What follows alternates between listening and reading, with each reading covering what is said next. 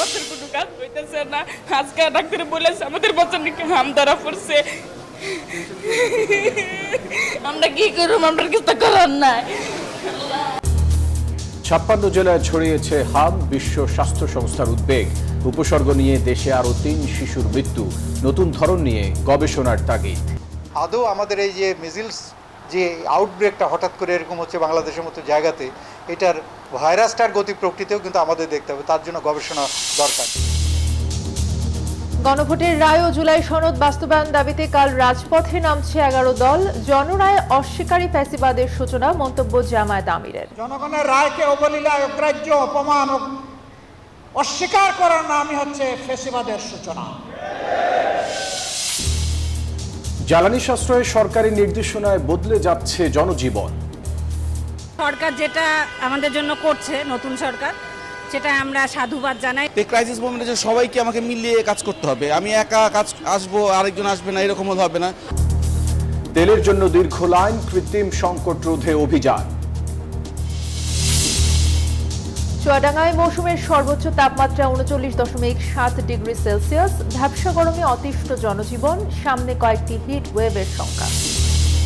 চলতি বছর চালু হচ্ছে শাহজালাল বিমানবন্দরের 3rd টার্মিনাল। পরিচালনার দায়িত্ব জাপানকে দিতে চায় সরকার। যখন একটা ডিসকাশন টেবিলে বসা হয় তখন কিন্তু অনেক রকম প্রপোজাল চলে আসে। দেশের স্বার্থ দেখা, মানুষের প্রত্যাশা দেখা, সেইভাবেই আমাদের আলাপ আলোচনা হয়েছে।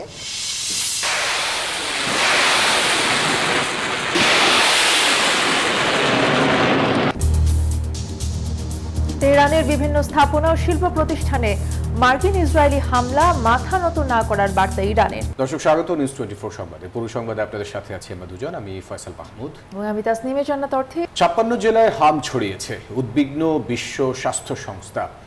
রাজধানীতেও বাড়ছে হামের প্রকোপ। আক্রান্ত হচ্ছে শিশুরা, আর হাসপাতালে ভিড় সামলাতে হিমশিম খাচ্ছেন চিকিৎসকরা। 100 শয্যার মহাখালীর সংক্রামক ব্যাধি হাসপাতালে রোগীর চাপ এতটাই বেশি, তিল ধারণের ঠাঁই নেই। সন্তানকে বাঁচাতে দিশেহারা হয়ে পড়ছেন অভিভাবকরা। এদিকে দেশে গত 24 ঘন্টায় আরও 3 জনের মৃত্যুর খবর দিয়েছে স্বাস্থ্য অধিদপ্তর। আক্রান্ত আরও 947 জন। জ্বর আক্রান্ত সন্তানকে কোলে নিয়ে হাসপাতালের ওয়ার্ড থেকে ওয়ার্ডে ছুটছেন মা। গায়ে র্যাশ আর ফুসকুড়িতে ভরা ছোট্ট শিশু। রিপোর্টে নিশ্চিত হাম। আতঙ্কে কাঁদছেন মা। কোলের শিশু নিয়ে চারপাশে একই চিত্র, মায়েদের আহাজারি, শিশুদের কান্না। আমাদের বাচ্চার কোনো কাজ হইতেছে না। আজকে ডাক্তার বলেছে আমাদের বাচ্চা নাকি হাম ধরা পড়ছে। আমরা কি করব, আমরা কিছু করার নাই। রাজধানীর 100 শয্যার মহাখালী সংক্রামক ব্যাধি হাসপাতালে এখন রোগীর চাপ কয়েক গুণ বেশি। বেডের বাইরে করিডোরেও চলছে চিকিৎসা। প্রতিদিনই বাড়ছে নতুন আক্রান্তের সংখ্যা। চেকিং করতে পরে আবার হাম থেকে নিউমোনিয়া থেকে আবার হচ্ছে ইনফেকশন হলো আর ফুসফুসে। 10 দিন যাবত চিকিৎসা চলছে। জ্বর ছিল প্রথমে, পরে একটু ঘামাচির মতো। গতকালকে বলছে যে দুইটা যেহেতু একসাথে একটু রিস্ক ব্যাপার। মায়ের এরকম অবস্থা হয়েছে, মানে অতিরিক্ত বমি আর পাতলা পায়খানাটা বেশি, জ্বরও কমে না। 4-5 দিন ধরে হচ্ছে জ্বর, ঠান্ডা, গায়ে একটু র্যাশও দেখা যাচ্ছে। বিশ্ব স্বাস্থ্য সংস্থার এক প্রতিবেদনের তথ্য বলছে, দেশের 64 জেলার মধ্যে 28 মার্চ পর্যন্ত অন্তত 56 জেলায় হাম শনাক্ত হয়েছে। তবে কিছু এলাকা এখন সংক্রমণের হটস্পট হিসেবে চিহ্নিত। সবচেয়ে বেশি রোগী শনাক্ত হয়েছে ঢাকা বিভাগে। সংক্রমণের হার বেশি রাজশাহী, ময়মনসিংহ ও বরিশাল বিভাগে। বেশ কিছু জেলা ও সিটি কর্পোরেশন এলাকা সংক্রমণের কেন্দ্রবিন্দু হয়ে দাঁড়িয়েছে। এটাকে সতর্কবার্তা বলছেন বিশেষজ্ঞরা। যাদের বয়স 6 মাস থেকে 15 বছর বয়স পর্যন্ত, এই বয়সে সব বাচ্চাকে তাদের পূর্বে টিকা দেওয়া আছে অথবা নাই, সবাইকে টিকা দিয়ে দিতে হবে। এবং এই টিকাটাই আমাদের এখন প্রায়োরিটি দেওয়া। দিলে হবে কি, তাদের শরীরে ইমিউনিটি বুস্ট আপ হয়ে ওই যে ইমিউনিটির যে গ্যাপ যেটা আছে, সেই গ্যাপটা পূরণ না করা পর্যন্ত কিন্তু আমাদের বাচ্চারা এখন রিস্কি থেকে যাচ্ছে। এই পরিস্থিতি মোকাবেলায় রোববার থেকে বেশি আক্রান্ত এলাকায় জরুরি টিকাদান কর্মসূচি শুরু করছে সরকার। বিশেষজ্ঞ চিকিৎসকরা বলছেন, টিকাদানে অনীহা আর সচেতনতার অভাবেই বাড়ছে হামের সংক্রমণ। সময় মতো টিকা না নিলে ঝুঁকি আরও বাড়বে। অগণিত রোগ আছে যারা জ্বরের সাথে র্যাশ নিয়ে আসে, তাদেরকে কিন্তু আমরা যদি হাম হিসেবে অভিহিত করি, তো সেই বিষয়টাও কিন্তু আমাদের একটা কেস ডেফিনেশনের মধ্যে ঠিক করতে হবে। সত্যি আমরা হাম কতগুলো আর হাম না কতগুলো সেগুলো। 2026 সালের মধ্যে দেশ থেকে হাম ও রুবেলা নির্মূল করার লক্ষ্যমাত্রা নির্ধারিত ছিল। তবে 2022 থেকে 2025 সাল পর্যন্ত সংক্রমণ বেশ নিয়ন্ত্রণে থাকলেও বর্তমানে তা হঠাৎই বেড়ে গেছে। মাহমুদ হাসান, নিউজ 24, ঢাকা। রবিবার থেকে হামের টিকা দেওয়ার ঘোষণা এলেও রাজশাহীতে মাঠ পর্যায়ে নেই কোনো প্রস্তুতি। কর্মকর্তারা বলছেন এখনও কোনো চিঠি দেয়নি সরকার, তাই প্রস্তুতিও শুরু হয়নি। এদিকে হামের নতুন ধরন নিয়ে গবেষণার তাগিদ দিচ্ছেন জনস্বাস্থ্য বিশেষজ্ঞরা। মতিউর মর্তুজার তথ্য ছবিতে ডেস্ক রিপোর্ট। চাঁপাইনবাবগঞ্জ জেলার গোমস্তাপুর উপজেলার বাসিন্দা শহীদুল ইসলাম স্ত্রীর অসুস্থতায় রাজশাহী মেডিকেল কলেজ হাসপাতালে এসে হামের প্রকোপ দেখে উদ্বিগ্ন হয়ে পড়েছেন। তার 12 মাস বয়সী বাচ্চা আব্দুল্লাহর জন্য এখনো হামের টিকা না পেয়ে দুশ্চিন্তা বাড়ছে। শহীদুল ইসলাম জানান, বারবার উপজেলা স্বাস্থ্য অফিসে যোগাযোগ করলেও টিকার ব্যাপারে কিছুই জানানো হয়নি। আমার এলাকায় যায়নি হামের টিকা, ওরা বলছে যে আসবে, এখন পর্যন্ত আসেনি টিকা। চিন্তার ভিতরেই আছি আমরা। টিকা নেওয়ার পরও এবার 9 মাসের কম বয়সী শিশুরাও হামে আক্রান্ত হচ্ছে, এতে উদ্বিগ্ন অভিভাবকরা। হাসপাতাল থেকে আমরা বাড়ি যাচ্ছি, বাচ্চা কাচ্চা বাড়িতে আছে, অবশ্যই টেনশন কাজ করতেছে। যাতে বাচ্চা হয় এরকম ধরনের ভয়, সোয়াইসা রোগ যদি হয়। নিউমোনিয়া হয়েছিল, নিউমোনিয়া থেকে হাম হয়ে গেছে, এখন বাচ্চার করুণ অবস্থা, শ্বাসকষ্টও হয়ে গেছে। এদিকে স্বাস্থ্যমন্ত্রীর ঘোষণার পরও টিকাদান কার্যক্রমের প্রস্তুতি শুরু হয়নি মাঠ পর্যায়ে। সবাই আছেন সরকারি চিঠির অপেক্ষায়। খসড়া একটা তালিকা করা শুরু করেছি আমরা, কাজের প্রাথমিক পর্যায়ে আমরা কাজও শুরু করে দিয়েছি, মানে প্ল্যানিং এর। আশা করি যে আমরা যে নির্দেশনাটা পেলে আমরা ফুললি পুরাপুরি আমরা প্রস্তুত হয়ে রবিবার থেকে আমরা টিকাদান কার্যক্রম শুরু করতে পারবো ইনশাল্লাহ। মজুদ কিছু জায়গায় আছে, তো আমাদের কিছু ওষুধ তো কিছু তো আছে। হ্যাঁ, এখন এটা নিয়ে আমাদের হয়তো চলে আসবে, আশা করছি 2-1 দিনের মধ্যে। এমন বাস্তবতায় হামের নতুন ধরন নিয়ে গবেষণা ও ব্যাপকভাবে টিকাদানের পরামর্শ বিশেষজ্ঞদের। এই ধরনের যখন আউটব্রেক হচ্ছে তখন ম্যাসিভ আকারে সেটা এখন টিকাদান কর্মসূচিতে যেতে হবে। আদৌ আমাদের এই যে মিজিলস যে আউটব্রেকটা হঠাৎ করে এরকম হচ্ছে বাংলাদেশের মতো জায়গাতে, এটার ভাইরাসটার গতি প্রকৃতিও কিন্তু আমাদের দেখতে হবে, তার জন্য গবেষণা দরকার। হাসপাতালে বাড়ছে হামের উপসর্গ নিয়ে ভর্তি হওয়া শিশু রোগীর সংখ্যা। শয্যা সংকটে অনেকেই চিকিৎসাধীন মেঝে ও বারান্দায়, রয়েছে আইসিইউ এর চরম সংকটও। Desk report, news 24। গণভোটের রায় ও জুলাই সনদ বাস্তবায়ন দাবিতে কাল রাজপথে নামছে জামায়াত সহ 11 দল। দাবি আদায়ে ইস্পাত কঠিন আন্দোলন গড়ে তোলার প্রত্যয় ব্যক্ত করেছেন বিরোধী দলীয় নেতা ও জামায়াতের আমির ডক্টর শফিকুর রহমান। তিনি বলেন, জনরায় অস্বীকারী ফ্যাসিবাদের সূচনা। জনগণের অধিকার জনগণের কাছে ফিরিয়ে দেওয়ার আগ পর্যন্ত 11 দলের লড়াই অব্যাহত থাকবে। সংবিধান সংস্কার পরিষদ গঠন ও গণভোটের রায় বাস্তবায়নের সংসদীয় উত্তাপ এবার রাজপথে। সংসদে গণভোটের রায় মেনে সংবিধান সংস্কার পরিষদ গঠন না করায় রাজপথে আন্দোলনের ঘোষণা দেয় বিরোধী দল। শুক্রবার দক্ষিণ কেরানীগঞ্জে দলীয় সমাবেশে জামায়াত আমির ডাক্তার শফিকুর রহমান বলেন, জনগণের রায় বাস্তবায়ন করতে জনগণের কাছে আসতে বাধ্য করেছে সরকার। সরকারি দলকে বলবো, এখনো সময় হাতছাড়া হয়ে যায়নি। আমরা চেয়েছিলাম সংসদের ভিতরে সমাধান হোক, আপনারা সুযোগ গ্রহণ করেননি। আমাদেরকে ঠেলে জনগণের এই রায় বাস্তবায়ন করার জন্য জনগণের কাছে আপনারা আমাদেরকে আসতে বাধ্য করেছেন। যেমন আগে নেমেছি, এখন আবার নামবো এবং ইনশাআল্লাহ জনগণের এই দাবি আমরা আদায় করে ছাড়বো ইনশাআল্লাহ। বিএনপিকে উদ্দেশ্য করে তিনি বলেন, জনরায় অস্বীকার করাই ফ্যাসিবাদের সূচনা। এ সময় তিনি বৈশ্বিক সংকটে সবাইকে নিয়ে দেশ গড়ার কথাও বলেন। জনগণের রায়কে অবলীলায় অগ্রাহ্য, অপমান, অস্বীকার করার নামই হচ্ছে ফ্যাসিবাদের সূচনা। আমরা দেশে আর ফ্যাসিবাদ চাই না। এ সময় জুলুমের বিরুদ্ধে সবাইকে জুলাইয়ের মতো ঐক্যবদ্ধ হওয়ার আহ্বান জানান জামায়াত আমির ডাক্তার শফিকুর রহমান। আমরা চাই এখন আপনারা তুলে ধরবেন। তাওহিদুল ইসলাম, নিউজ 24, ঢাকা। জ্বালানি সাশ্রয়ের সরকারি নির্দেশনায় বদলে যাচ্ছে জনজীবন।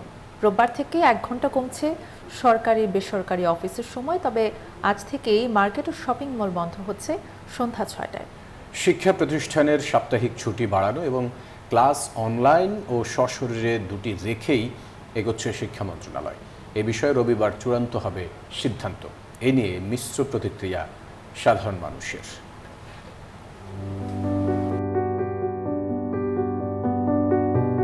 জনসংখ্যার বিবেচনায় বিশ্বের বৃহত্তম নগরীর তালিকায় দ্বিতীয় স্থানে উঠে এসেছে রাজধানী ঢাকা।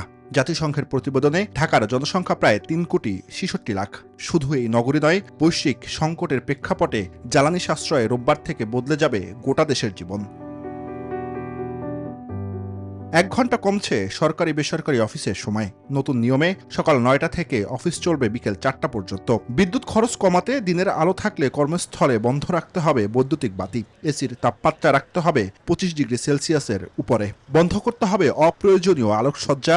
জ্বালানি সংকট মোকাবেলায় সরকারের এই সিদ্ধান্তকে স্বাগত জানিয়েছে সাধারণ মানুষ ও ব্যবসায়ীরা। সরকার যেটা আমাদের জন্য করছে, নতুন সরকার, সেটা আমরা সাধুবাদ জানাই। আর এখন যেহেতু সব জায়গায় বিশ্বতে যুদ্ধ লেগেছে, সেই জন্য আমি মনে করি অবশ্যই আমরা যদি মানে এটা অল্প কম তেল খরচ হয় আর জ্বালানি যেহেতু কম লাগতেছে, আমরা অবশ্যই এটা সাপোর্ট করছি।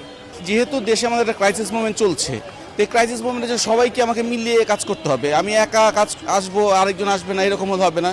জনগণকে সবাইকে ওতপ্রোতভাবে এগিয়ে যেতে হবে। এর জন্য যে ভয়াবহ পরিস্থিতি চলে আসছে, এটা আসলে কোনো উপায় নাই, সরকারি বিধায় তারা এটা করতে বাধ্য হচ্ছে। শুধু অফিস সূচি নয়, পরিবর্তন আসছে ব্যবসা বাণিজ্যেও। শুক্রবার সন্ধ্যা 6টা থেকে বন্ধ মার্কেট ও শপিং মল। বেশিরভাগ মানুষ স্বাগত জানালেও শপিং মলের দোকানিরা বলছেন আরো 1 ঘন্টা সময় বাড়ালে তাদের জন্য ভালো হতো। আমরা চাচ্ছি যে মার্কেট সরকার যেটা ফার্স্ট টাইম বললো যে 8টা পর্যন্ত মানে পারফেক্টলি ছিল, 6টা হলে আমাদের মানে বেচা কিনা সন্ধ্যায় আমাদের বেশি হয়। এখন 6টা বাজে বন্ধ করে দেয়, তা আমাদের তো অনেক লোকসান হয়ে যাবে। কারণ এখন দিনের বেলা যে প্রচন্ড গরম, গরমে তো কাস্টমার বের হয় না। 6টা বাজে বন্ধ করে দেয়, তাহলে তো মানুষ কেনাকাটা করবে কোন সময়। আর এখন তো দুপুর টাইম, লাঞ্চ টাইম, এই সময় সবাই বাসায় থাকে। শিক্ষা প্রতিষ্ঠানের সাপ্তাহিক ছুটি বাড়ানো ও ক্লাস অনলাইন ও সশরীরে দুটি রেখেই এগোচ্ছে শিক্ষা মন্ত্রণালয়। এ বিষয়ে রোববার চূড়ান্ত হবে সিদ্ধান্ত। এ নিয়ে মিশ্র প্রতিক্রিয়া সাধারণ মানুষের। জুবাইর সানি, নিউজ 24, ঢাকা। ছুটির দিনেও রাজধানীর বিভিন্ন ফিলিং স্টেশনে জ্বালানি তেলের জন্য দীর্ঘ সারি দেখা গেছে। ঘন্টার পর ঘন্টা অপেক্ষা করেও কাঙ্ক্ষিত তেল পাচ্ছেন না চালকরা। বন্ধ রয়েছে অনেক পাম্প, আর এমন পরিস্থিতিতে মানুষের ভোগান্তি বাড়ছে। সাপ্তাহিক ছুটির দিন রাজধানীর এক ফিলিং স্টেশনে গিয়ে দেখা গেল জ্বালানি তেল কিনতে আসা চালকদের দীর্ঘ সারি। কেউ এসেছেন রাতে, কেউ ভোর থেকেই অপেক্ষায়। লাইনে আছেন ঘন্টার পর ঘন্টা ধরে, তবুও মিলছে না কাঙ্ক্ষিত জ্বালানি। 2.5 বছর ধরে গাড়ি চালাচ্ছি, এই ফার্স্ট টাইম এরকম হচ্ছে, আগে এরকম ছিল না। আমরা ভোর 5টা থেকে এখানে লাইনে দাঁড়িয়েছি, কেউ রাত 2টা বাজে এসে দাঁড়াইছে, কিন্তু এখানে মাইকিং করে বলা হয়েছে কিন্তু একটা আগে তেল আসবে না। ট্যাঙ্কি খালি করতেছে ওদিকে নিয়ে, বোতল রাত করে ওদিকে বিক্রি করতেছে। আবার কেউ কেউ ওই পাম্পের মালিকও রাতের অন্ধকারে ড্রাম ভরি ভরি নিয়ে যায় সরা ফেলতেছে। ডিজেল ও অকটেনের ঘাটতি বেশি, এতে গণপরিবহন থেকে শুরু করে ব্যক্তিগত গাড়ি সব ক্ষেত্রেই বেড়েছে ভোগান্তি। গাড়ি তো চালাইতে হবে, চাকরি বাঁচাইতে গেলে অনেক কষ্ট তো করতেই হবে মানুষের। প্রায় 5 ঘন্টা পর ভাই তেল পাইলাম ভাই। প্রচুর ভোগান্তি, প্রচুর ভোগান্তি ভাই, এগুলো ঠিক না। ওনারাই যদি মনে করেন বাহিরের লোকদেরকে তেল বিক্রি না করে ড্রামের মধ্যে, তাহলে আমরা পর্যাপ্ত পরিমাণ তেল পাবো। পাম্প কর্তৃপক্ষ বলছে চাহিদার বিপরীতে পর্যাপ্ত তেল মিলছে না। এদিকে অনিয়ম ঠেকাতে তৎপর ট্যাগ অফিসার। পাম্পের মধ্যে কোনো অসঙ্গতি পাওয়া বা তেল মজুতকরণ, এইসব বিষয়গুলো দেখা হলো আমাদের মূল কাজ। কালোবাজারি রোধ করার জন্যই আমাদেরকে নিয়োগ দেওয়া হয়েছে। আমরা আশা করি গভর্নমেন্টের যে উদ্যোগ, সেই উদ্যোগ সফল হবে। দ্রুত সমাধান না এলে ভোগান্তি বাড়বে আরও, বলেছেন ভুক্তভোগীরা। মামুন ইসলাম, নিউজ 24, ঢাকা। চলতি মৌসুমের সর্বোচ্চ তাপমাত্রার রেকর্ড হয়েছে চুয়াডাঙ্গায়। শুক্রবার জেলায় সর্বোচ্চ তাপমাত্রার রেকর্ড করা হয়েছে 39.7 ডিগ্রি সেলসিয়াস। জেলাটিতে মাঝারি তাপপ্রবাহ বয়ে যাচ্ছে। রোদের তীব্রতা ও গরম বাতাসে বিপর্যস্ত হয়ে পড়েছে জনজীবন। দুপুর গড়াতেই তাপমাত্রা আরও বেড়ে যায়। বেশি বিপাকে পড়েন নিম্ন আয়ের শ্রমজীবী মানুষ। চলমান তাপপ্রবাহ আরও কয়েকদিন অব্যাহত থাকতে পারে বলে আভাস দিয়েছে আবহাওয়া অফিস। গরমের কাজ করতে খুব হাটফেল করার মতন আছে, আর গা পা পুড়ে যাচ্ছে। গরম, গা পুড়ে যাচ্ছে, সহ্য করতে পারছি না। পানিও ঘন ঘন পানি খাতে আসছে। রোদ্রে মুখ টুক শুকিয়ে যাচ্ছে, এক কথায় খুব পানি পিপাসা লাগছে। স্যালাইনের পানি, আখের পানি, এগুলো খাওয়া হচ্ছে। কদিন ফিরে একই পরিমাণ গরম, আমাদের খুব কষ্ট হচ্ছে। ফ্যান চালানো বিরাট সমস্যার ভিতরে আছে। অতিরিক্ত গরম, এত গরম সহ্য করা সম্ভব নয়। চৈত্রের শেষে বাড়তে শুরু করেছে তাপমাত্রা। গরমে অতিষ্ঠ হয়ে উঠছে জনজীবন। বাড়ছে হিটস্ট্রোক সহ নানান স্বাস্থ্য ঝুঁকি। বগুড়ায় বৃহস্পতিবার মারা যান এক রিকশা চালক। ধারণা করা হচ্ছে হিটস্ট্রোকে তার মৃত্যু হয়েছে। রোদের তীব্রতা থেকে রক্ষা পেতে নানা পরামর্শ দিচ্ছেন চিকিৎসকরা। সামনে গরমের সময়, যার আজ পাওয়া যাচ্ছে বেশ কদিন ধরেই। রোদ আর ভ্যাপসা গরম পড়ছে, ভর দুপুরে রাস্তাঘাটে কমছে মানুষের আনাগোনা। গরম থেকে বাঁচতে সমাগম বাড়ছে ছায়াযুক্ত স্থানে। খেটে খাওয়া মানুষদের গরমের মধ্যে বের হতে হচ্ছে জীবিকার প্রয়োজনে। গরম তো খুব তীব্র, মাথার যে এটা খেয়ে কিছুটা স্বস্তি পাচ্ছি, কিন্তু তারপরে এটা কিছুক্ষণ গরমে থাকা যাচ্ছে না, সে গরম, তীব্র গরম। বগুড়ায় বৃহস্পতিবার 36 ডিগ্রি সেলসিয়াস তাপমাত্রা রেকর্ড করেছে আবহাওয়া অফিস। ওই দিনের তীব্র গরমে এক রিকশা চালকের মৃত্যুর খবর পাওয়া গেছে। ধারণা করা হচ্ছে তার মৃত্যু হয়েছে হিট স্ট্রোকে। আসলে রোদের মধ্যে গাড়ি চালাতে অনেক কষ্ট হয়, গা মাথা ঘামে ঘামে উঠছে, শরীর দুর্বল হয়ে আসছে। অতিরিক্ত গরমটা শরীর ওইভাবে নিতে পারে নাই, আর সে একটা অ্যাজমার রোগীও ছিল। ও তো হিট স্ট্রোক করে মারা গেছে ভাই। হ্যাঁ, অসুস্থ হয়ে পড়ছিল। না ওই লোকটা পরিবারের লোকজন এসে নিয়ে গেছে। হ্যাঁ, ওইটাই আমিও শুনলাম। আমার ওই যে আইসি বনানী ফাঁড়ি পুলিশ গিয়েছিল, ওদের কাছে শুনলাম, পরিবারের লোকজন নিয়ে গেছে। হিট স্ট্রোকের ঝুঁকি কমাতে নানা পরামর্শ দিচ্ছেন চিকিৎসকরা। ঠান্ডা পানি অথবা পুরো শরীর ভিজিয়ে দিয়েও যদি লক্ষণগুলো উন্নতি না হয়, তাহলে দ্রুত ভিত্তিতেই ডাক্তারের হাসপাতালে আমাদের জরুরি বিভাগে যোগাযোগ করে বিশেষজ্ঞ ডাক্তারের পরামর্শ নেওয়া খুবই জরুরি ভিত্তিতে নেওয়া উচিত বলে আমি মনে করি। পূর্বাভাস বলছে সামনের দিনগুলোতে তাপমাত্রা বাড়তে পারে, তীব্র গরম পড়তে পারে দেশ জুড়েই। Desk report, news 24। এবছরই শাহজালাল বিমানবন্দরের 3rd টার্মিনাল চালুর আশা করছেন বিমান ও পর্যটন মন্ত্রী আফরোজ খানম রিতা। শুক্রবার বিকেলে পররাষ্ট্র মন্ত্রণালয়ে বৈঠকের পর সাংবাদিকদের এসব কথা জানান তিনি। বলেন, জাতীয় স্বার্থ এবং দেশের অর্থনৈতিক উন্নতির কথা বিবেচনা করে আলোচনা চলছে। শিগগিরই একটি সন্তোষজনক সিদ্ধান্তে পৌঁছানোর আশা রাখছে মন্ত্রণালয়। সবচেয়ে ভালো চুক্তি নিশ্চিত করতে জাপানিদের সঙ্গে আলোচনা হচ্ছে।